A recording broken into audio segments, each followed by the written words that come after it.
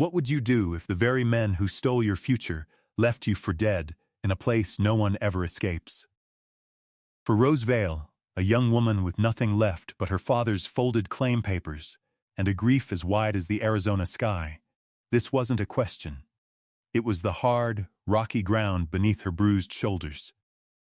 She was given a worthless inheritance, a dusty, forgotten plot of land, and when she tried to claim it, she was cast into a canyon and erased. But what happened next, in the silence and the heat, would unearth a secret that had been poisoning the valley for a generation. The truth was waiting for her, buried under a decade of lies, in a place everyone had dismissed as an ending. Settle in, and let the dust of the high desert settle with you. This is a story about the things we throw away, and the treasures they hold inside. The shove was brutally simple. A firm, calloused hand between her shoulder blades, a sudden loss of balance on the crumbling scree, and then a dizzying, scraping fall. Rose Vale didn't scream. The breath was stolen from her lungs by the impact that sent a constellation of pain through her ribs. She tumbled, a tangle of calico and limbs, coming to a rest against a slab of sun-baked sandstone that felt as hot as a stove door. Above, 3 silhouettes stood against the searing blue of the sky. One of them, a thick-set man named Silas Thorne, held the small leather wallet containing her father's papers. He didn't look down for long. He had what he wanted. The other 2, hired muscle with faces worn blank by indifference, simply turned and followed him. Their footsteps faded, leaving only the sound of a single, dislodged pebble skittering down the slope. Then, silence. A profound, absolute silence that was heavier than any sound. Rose lay still, listening to the frantic drumming in her ears. Dust filled her mouth, gritty and bitter. Slowly, she pushed herself up, ignoring the sharp protest from her side. She was in a box canyon, a deep gash in the earth known locally as the Devil's Jaw. The walls were sheer, ruddy cliffs that offered no handholds, rising hundreds of feet to the narrow slit of sky. It was a natural prison, a place where lost cattle and foolish prospectors went to be rendered into bone and dust by the relentless sun. This was where they had left her.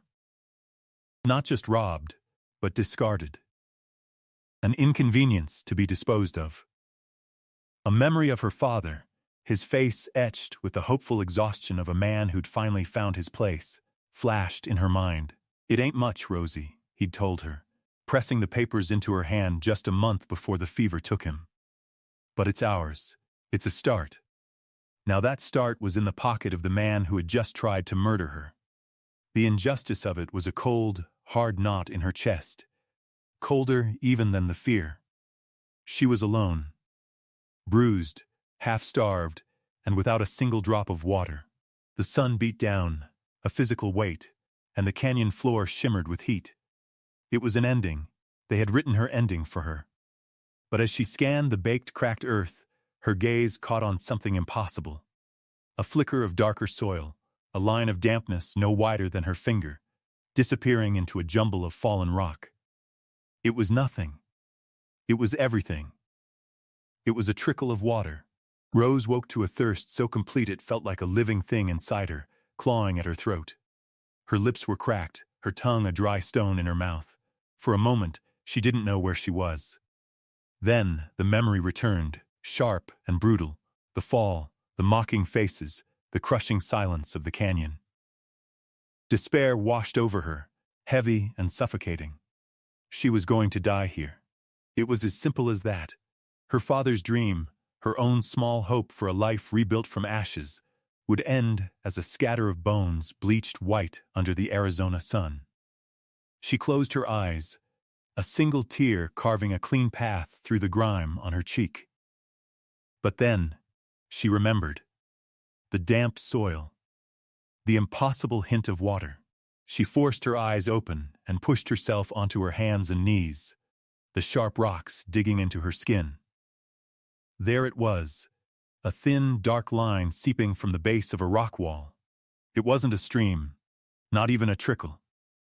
It was just a slow, patient weeping of moisture from the deep stone, enough to dampen the dirt for a few feet before the sun drank it away. Everyone knew the Devil's Jaw was bone dry. It was a place of endings. But this single, dismissed fact, this tiny geological secret, refused to fit. It was a flaw in the story of her doom. Gritting her teeth against the fire in her ribs, she began to follow it.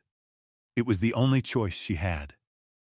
The water led her not outward, but inward, deeper into the canyon's embrace, toward a massive rockfall that looked as if it had happened a lifetime ago. The dampness vanished beneath a colossal boulder. It was a dead end. The hope that had flickered within her died, and she slumped against the rock, defeated. But as her hand rested on the stone, she felt it.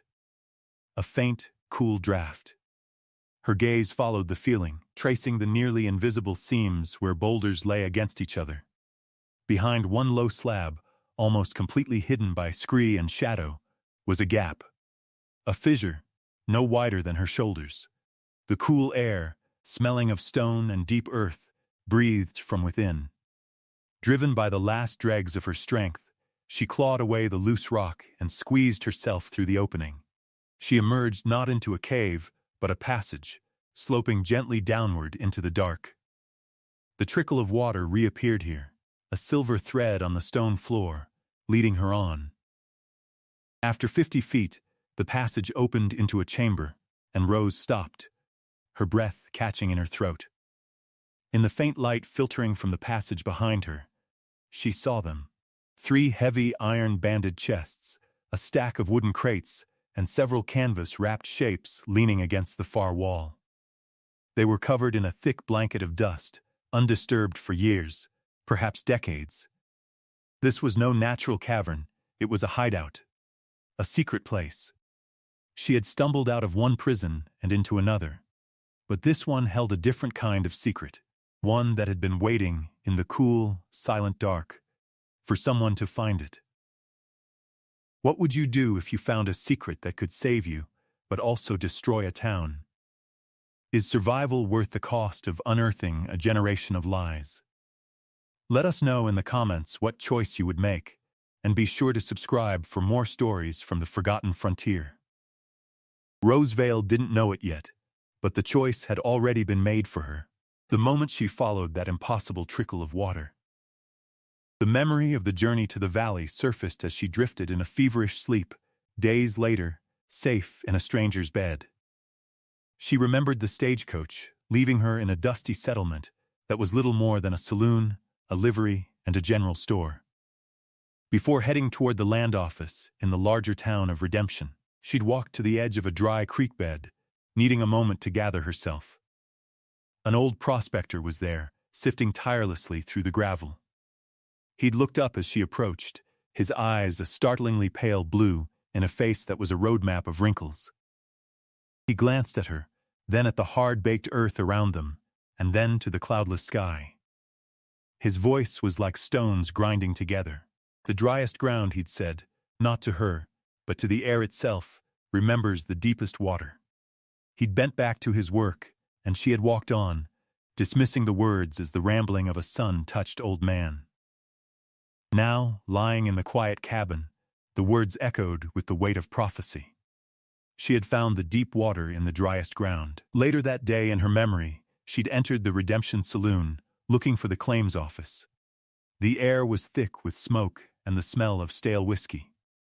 Her question, spoken softly to the bartender, had drawn the attention of a table in the corner. Silas Thorne sat there, flanked by the same 2 men who would later throw her into the canyon. Thorne's laugh was loud and dismissive. A claim? Little lady, the only thing a woman can claim in this valley is a husband. His men had chuckled.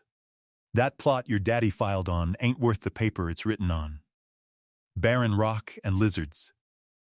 The public humiliation had stung, but it was the cold, possessive light in his eyes that she remembered most. He wasn't just mocking her, he was warning her. He already considered that land his. The memory faded, replaced by the reality of the quiet room. She was in a small, sparsely furnished cabin. A fire crackled low in the hearth. A man sat in a chair by the window, mending a piece of leather harness, his back to her. Her out of that canyon, his presence as silent and steady as the rock walls themselves. She had been here for days, drifting in and out of consciousness. He had cleaned her wounds, fed her broth, and asked for nothing. Now, fully awake for the first time, she watched him. His name was Eli Price, he'd told her in a low murmur during a moment of lucidity. His movements were spare and deliberate, weighted with a sorrow that seemed to have settled deep into his bones. He was her savior, but he was also a stranger. The cachet, the ledgers, the whole explosive secret of the canyon was a dangerous burden to share. He must have felt her eyes on him, for he stopped his work and turned. His face was weathered, his gaze cautious. "You're awake," he said. It wasn't a question. He stood and came to the bedside, offering her a tin cup of water. She drank, the cool liquid a balm to her raw throat. He took the cup back, his expression unreadable. "What happened to you out there?" he asked, his voice even. The mockery of Thorn, the cryptic warning of the old prospector, the weight of the discovery in the cave, it all pressed down on her. She couldn't tell him everything. Not yet. But she couldn't lie. "I was robbed," she whispered, her voice hoarse. "My father's papers. A man named Thorn." Eli's face didn't change, but a muscle in his jaw tightened. He knew the name. That much was clear. He looked at her, his eyes searching her face, and he waited for the rest. Eli Price hadn't gone looking for trouble. Trouble, in his experience, always found you, and he'd had enough to last a lifetime. His days followed a simple, rigid pattern. Rise before dawn, check the fences, tend the stock, work until his muscles ached too much to feel anything else, and then sit in the quiet of the cabin his wife had made a home, trying not to feel her absence in every corner. His small ranch sat on the desolate edge of the valley, pressed up against the Badlands, a place most folks avoided. He preferred it that way. Solitude was a balm for a wound that wouldn't heal. He was tracking a stray calf that had wandered toward the broken country near the Devil's Jaw when his horse, Gideon, stopped dead. The old gelding, a companion as quiet and worn as Eli himself, lifted his head, ears pricked forward, and blew out a soft, uneasy breath. Eli followed the horse's gaze down into the chasm. At first, he saw nothing but the familiar red rock and purple shadows. Then, a flicker of movement. A patch of faded blue calico against the rust-colored stone. A body. He expected to find a prospector who'd misjudged the heat. But as he made the treacherous descent, picking his way down a path only he and the wild sheep knew, the shape resolved itself into that of a woman. She was lying near a rockfall, looking as broken and discarded as a child's lost doll. He knelt beside her, his shadow falling across her face. She was young, her face bruised and smeared with dirt, her breathing shallow. She was alive. Barely, he unslung his canteen, uncorked it, and gently lifted her head. He let a few drops of water fall onto her cracked lips. Her eyes fluttered open, unfocused and clouded with pain. For a second, he saw not a stranger, but his own wife, Mary, in her last days.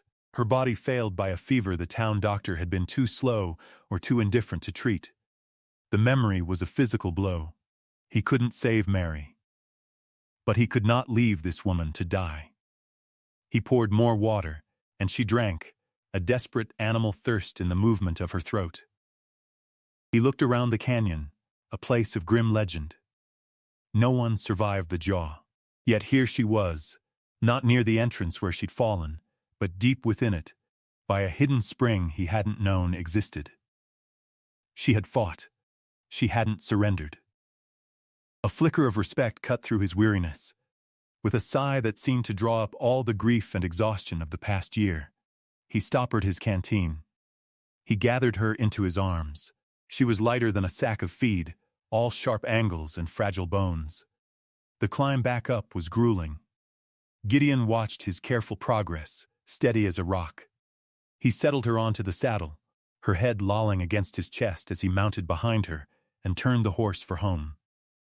Her fate was now tangled with his, an unwelcome complication. Another stray he couldn't bring himself to abandon. He didn't know her name or her story, only that she was a piece of wreckage washed up on the shore of his quiet life. As they rode, the sun dipping below the canyon rim, painting the sky in hues of blood and gold, he felt the crumpled paper clutched in her hand, a secret she had held onto even in unconsciousness.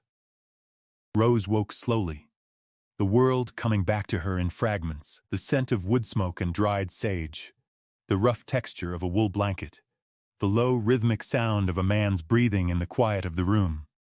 She was in a bed, a real bed, soft and warm. Her body ached with a deep thrumming pain, but the sharp edges of it had been sanded down. She opened her eyes. The cabin was small and impeccably clean, a testament to a life of lonely order. A rifle rested on pegs over the stone fireplace. A small shelf held a handful of books. Through the single window, she could see a corral and a vast, empty expanse of land stretching to a distant mesa. For several days, this was her world. Eli Price moved around her with a quiet, almost ghostly efficiency. He would leave broth and bread by her bedside, refresh the water in the bucket, and then disappear for hours, his work on the ranch pulling him out into the sun. They existed in a shared silence, two people walled in by their own private griefs. He asked no questions, and she offered no answers. But the secret she carried was a living thing. In her fevered sleep, she murmured names. Thorn, she'd whisper, the name a curse on her tongue. Then, later, ledgers, in the stone. Eli, sitting by the fire, would hear these fragments, and his stillness would deepen. He knew Thorn, the man who owned the town of Redemption, whose smile never reached his cold eyes. The man whose pocket doctor had assured him Mary's fever was nothing to worry about. The word ledgers was a hook that snagged on his own long-held, unspoken suspicions about how Thorn had built his empire.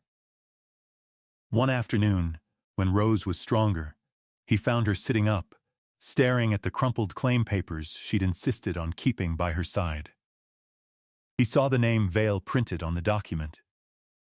He remembered the whispers in town weeks ago of some dead prospector's daughter coming to claim a worthless patch of rock. The woman the whole valley was now certain had vanished into the desert. He pulled up a stool, his movements slow. "Silas Thorn," he said, his voice low and flat. "You said his name." Rose flinched, her hand tightening on the papers. She looked at him, truly looked at him, for the first time. His eyes were kind, she realized, but shadowed with a pain that she recognized. He was not a man who trusted easily. She had to give him a piece of the truth. "He took these from me," she said, her voice raspy. "He and his men. They left me in the canyon to die." Eli nodded slowly, his gaze unwavering. He had already pieced that much together. But he could see in her eyes that it wasn't the whole story. There was something else. Something she was holding back. Something that had kept her alive when by all rights she should be dead. He waited. The silence stretched, filled only by the crackle of the fire. Rose took a breath, the air still painful in her bruised lungs. This quiet, wounded man had saved her life. He deserved more than a half-truth. "He didn't just take my papers," she finally said, her voice barely a whisper, but clear as a bell in the still room. "There's something else. Something I found. A secret in the canyon." The decision to trust her was not a logical one. It was an instinct, a gut feeling that Eli Price had learned to heed in a life that offered few certainties. The mention of Thorn, coupled with the fierce, desperate intelligence in Rose's eyes, was enough. He had spent a year steeping in his own bitter solitude, watching Thorn's power grow, feeling the town's corruption like a sickness in the air. Rose's secret, whatever it was, felt like a possible antidote. "Show me," he said, and just like that, the wall between them crumbled. The next morning, they rode out together. Rose, still weak but resolute, sat astride a gentle mare while Eli led the way on old Gideon.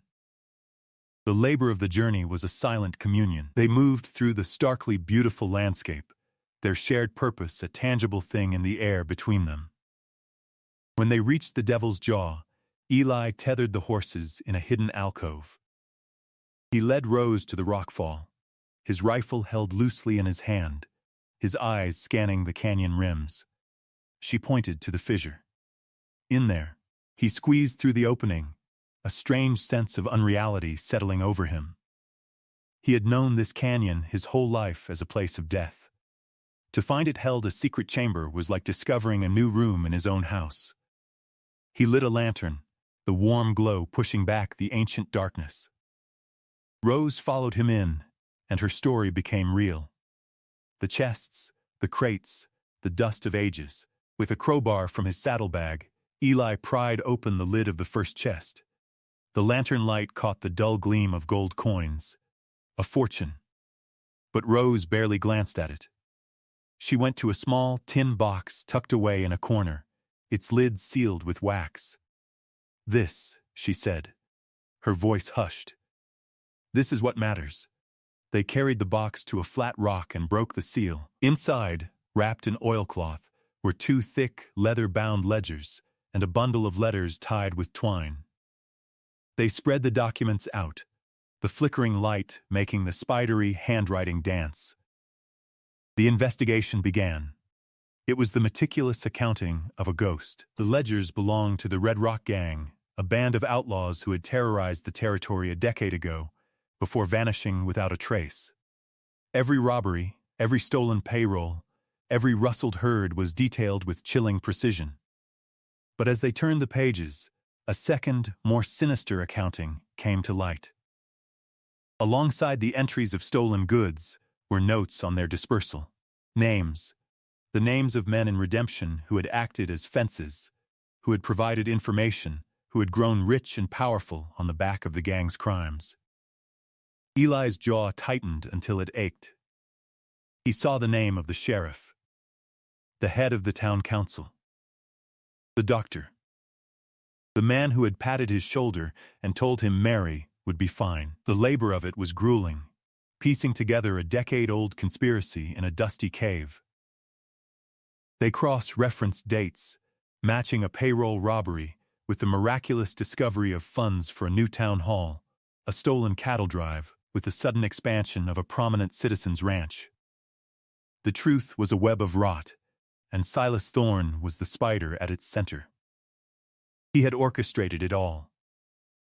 Rose traced a finger over his name, appearing again and again. The man who had laughed at her, who had left her to die for a piece of paper, was far more monstrous than she had imagined. Eli looked at her in the dim, conspiratorial light of the lantern, the weight of their discovery settling on him. "This is more than revenge for your father's claim," he said, his voice rough with emotion. "This is a reckoning for the whole valley." The full, terrible scope of the secret revealed itself not in the cold numbers of the ledgers, but in the brittle, yellowed pages of the letters. They delved deeper, reading the private correspondence of the gang's leader, a man named Jedediah Kane. In a long, soul-bearing letter to a brother he would never see again, Kane laid the entire betrayal bare. The hidden discovery was not just a list of crimes, but a confession, a warning, and a testament. Thorne hadn't just been their fence, he had been their partner.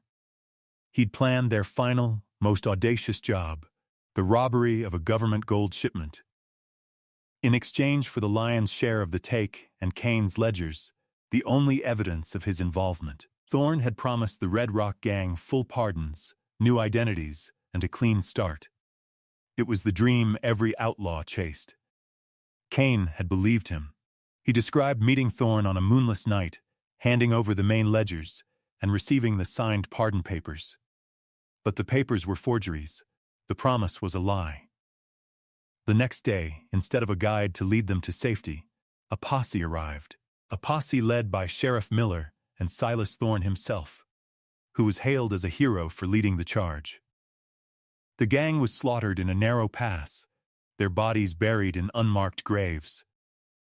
Thorne and his circle kept the government gold, claimed the bounty on the outlaws' heads, and buried the story, cementing their power and reputations on the graves of the men they had betrayed.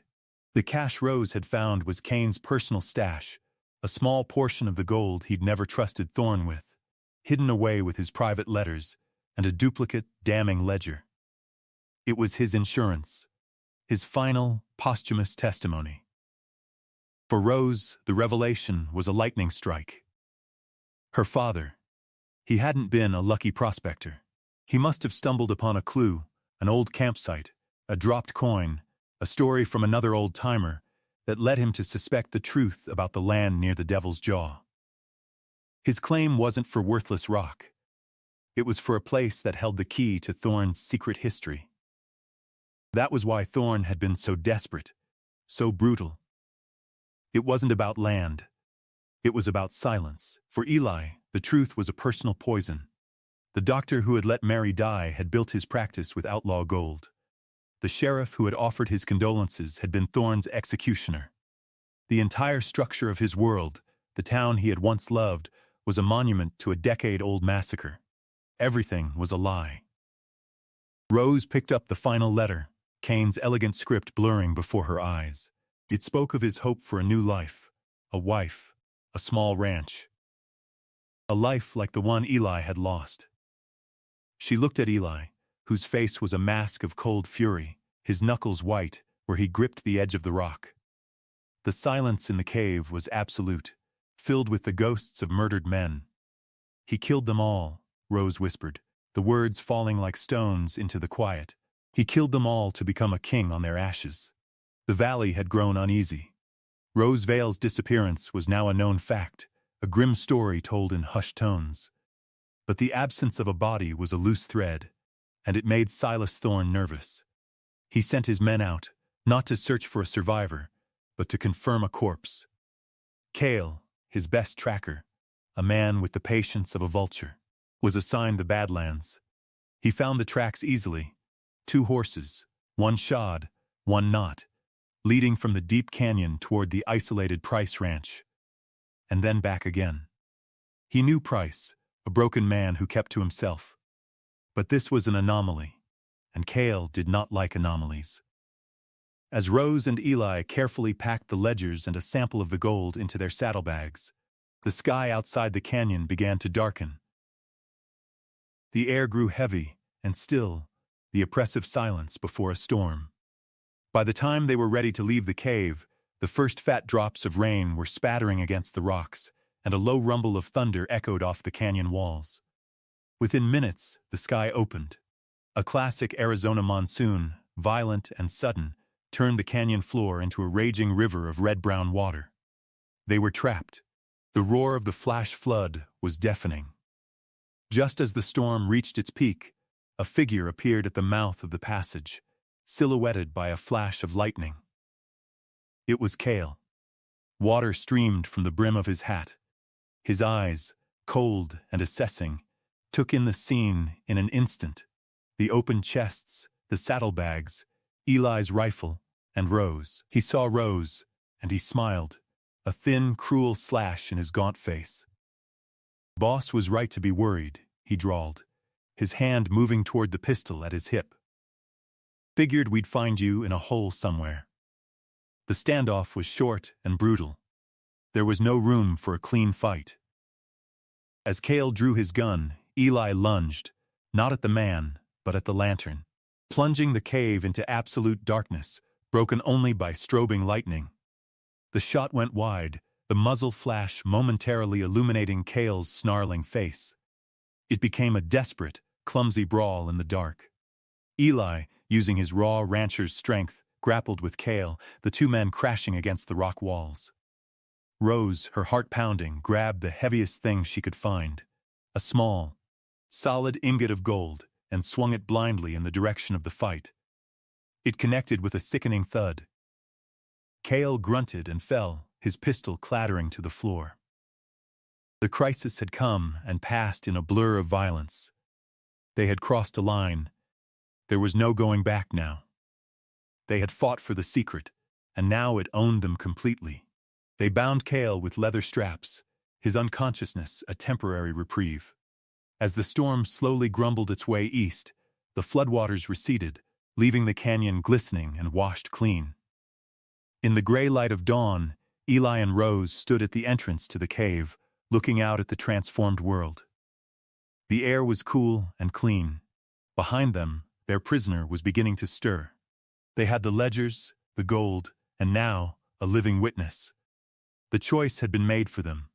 The ride east was grim and determined.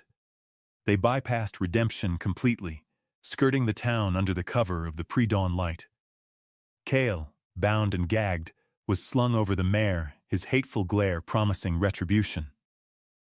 Rose and Eli rode in silence, the tin box containing the valley's dark heart nestled securely in Eli's saddlebag. They pushed on for 2 days, stopping only to rest the horses, their faces set with a grim resolve. They weren't just fugitives anymore. They were messengers, carrying a truth heavy enough to shatter a community. They arrived in Prescott, the territorial capital, looking like what they were, exhausted, trail-worn, and desperate. They went directly to the office of the U.S. Marshal, a man named Sterling, whose reputation for unbending integrity was known throughout the territory. Marshal Sterling was a tall, severe-looking man with eyes that seemed to see right through to a man's soul. He listened to their story without interruption, his expression unreadable. When they finished, he gestured to the tin box. Rose placed it on his desk. He opened it, his long fingers carefully turning the pages of the ledgers. He read Kane's final letter, his face remaining a mask of professional calm. The kind professional, a young clerk from the marshal's office, was called in. He examined the paper, the ink, the bindings. "The ledger books are consistent with the period, Marshal," the clerk confirmed quietly, his voice filled with a gentle awe. "The ink is iron gall. This is authentic." Sterling then turned his attention to Cale, who had been held in a back room. Faced with the ledgers and the marshal's implacable stare, Cale's bravado crumbled. He confessed everything, confirming the story and implicating Thorne in Rose's attempted murder. The vindication was quiet, methodical, and absolute. Sterling deputized Eli on the spot, a silent acknowledgement of the man's character. He gathered a posse of his own trusted deputies, and they rode back toward redemption. When the federal lawmen rode down the town's main street, a wave of confusion and fear rippled through the populace. This was not local justice. This was something else entirely. The arrests were swift and silent. Thorne was taken from his office, his face a mask of disbelief. Sheriff Miller was disarmed behind his own desk. The doctor was led from his surgery, still wiping his hands on a cloth. One by one, the founding fathers of redemption's prosperity were revealed as frauds and criminals. The townspeople, the chorus that had once laughed with Thorne at the lone woman with a worthless claim, now watched in stunned silence. As Thorne was led in chains toward a prison wagon, he saw Rose standing with Eli across the street. For a moment, their eyes met. The mockery was gone from his face, replaced by a hollow, gaping comprehension. He was not just defeated, he was undone, his legacy erased by the woman he had tried to erase. The town's memory of itself began to fracture, preparing to be rewritten. Months passed. The valley breathed again. The hard winter gave way to a spring so vibrant it felt like a promise fulfilled. The air, once thick with unspoken fear, was now clear and light. On the plot of land her father had left her, the one Thorne had declared barren rock, a cabin was taking shape. The scent of fresh-cut pine mingled with the sweet smell of desert sage blooming after the rains. The cabin was simple and sturdy, its foundation solid, its walls true. It was being built beside the mouth of the hidden spring, the deep water the old prospector had spoken of, which now irrigated a small, flourishing garden. Rose worked alongside Eli, her hands, once soft, now calloused and capable. There was a peaceful rhythm to their shared labor, the steady tap of a hammer, the rasp of a saw. Eli's face, which had been a tight mask of grief when she first met him, had softened. The deep lines of sorrow around his eyes were still there, but now they were joined by new lines, etched by quiet smiles. Gideon, the old horse, grazed nearby, a silent, watchful companion to their new beginning. One late afternoon, as the sun began its slow descent, painting the sky in strokes of amber and rose, Eli paused, leaning on his hammer. He gestured with his chin toward the distant lights of redemption, already twinkling in the valley below. They used the gold from the Red Rock Cache, he said, his voice carrying easily in the still air. The government's share they recovered. It's going to build a proper schoolhouse and hire a new doctor from back east. Rose nodded, her gaze sweeping over the small world they were building, the solid cabin, the clean water bubbling from the earth, the green shoots in her garden. This was real. This was hers. Eli looked at her, a question he seemed to have been holding for a long time finally surfacing. That part of the cache that was yours, he said quietly. Kane's personal gold. It was a fortune, Rose. You could have left this place. Built a mansion somewhere else, forgotten all of this. Rose looked down at her own hands, at the strength and purpose they had found. She looked at the home they were raising from the ground, a testament not to a treasure discovered, but to a life earned. She met his gaze, her own eyes clear and calm. The gold wasn't the treasure, she said, her voice soft but certain, carrying the entire weight of her journey. It was just the key. This is the treasure. She smiled, a real, unguarded smile, and in the golden light, they went back to work, building their future, one nail at a time. Thank you for staying with us to the end of this story of courage and quiet vindication. It's a reminder that sometimes the greatest strength is found in the things and the people that the world has written off. A story of how a truth buried in the stone can set a whole valley free. If you were moved by Rose and Eli's journey, we'd be honored if you'd leave a like and tell us in the comments what part of their story resonated with you most. Be sure to subscribe for more tales of the forgotten frontier. We'll see you next time.